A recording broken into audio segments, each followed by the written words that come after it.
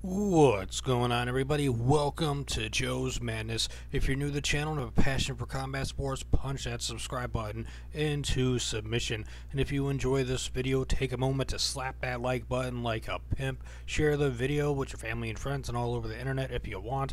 And let us know down below in the comment section your thoughts and opinions. And let us know who are you going for in this fight, how do you think they're going to win, and let me know if you agree with my prediction or not.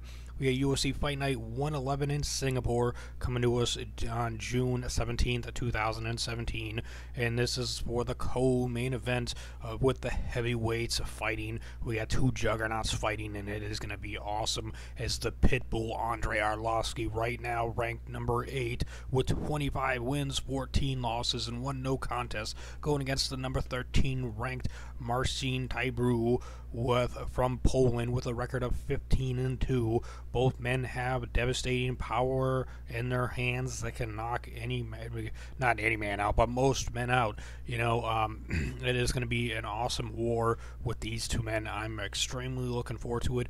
I have been a fan of Arlovski for many years now. I thought he was awesome when he had his first stint in the UFC, and then when he came back to the UFC, I was like, yes, this is awesome. And he went on a tear at first, and then when he went against Stipe Miocic, the now heavyweight champion, ever since he fought him, he has not been able to win a fight. He is on a 4-fight losing streak, and I am going to be going with Andrei Arlovski to win this one by KO TKO by the second round. He could potentially win it in the first round, but I believe he will pick up the KO TKO in the second round, as they will end up going through the first round, and then Arlovski will make the adjustments he needs to, and he will pick up the KO TKO in the second round over Marcin Tybura and go on to another run and a winning streak. Marcin Tybura is on a 2-fight win streak right now, where he beat Victor Pesta at UFC Fight Night 92 by KO head kick in the second round. Then he went against Luis Henrique at UFC 209, and he beat him by TKO in the third round.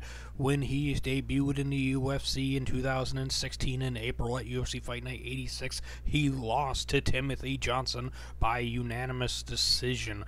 So, he's going against a man who is extremely talented, has a long record, has been fighting since the late 90s, and it's going to be very intense for him going in there and challenging a living legend, as Andrei Arlovski, the Pitbull, is a living legend and a future Hall of Famer, in my opinion.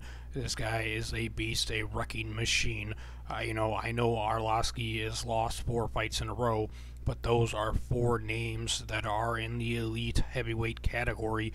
Even though, Josh Barnett, Flabby Tati, a lot of people throw the War Master in there, but I personally don't. But there's people who argue with me about Barnett on a regular basis, but I'm not a fan of his. I haven't been a fan of his, but Arlovski came and returned to the UFC in 2014 at UFC 174, and he demolished Brendan Schwab by split decision.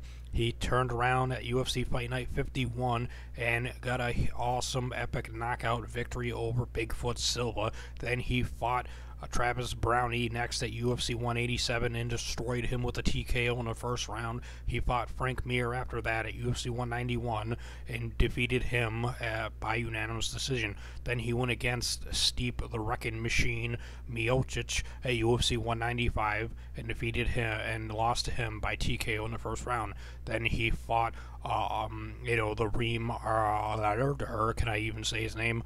Overeem, Allstair Overeem. I was having this gigantic brain fart of saying Allstair Overeem at UFC Fight Night 87 by TKO front kick and punches in the second round. Then he lost to Josh Barnett at UFC Fight Night 93 by rear naked choke in the third round.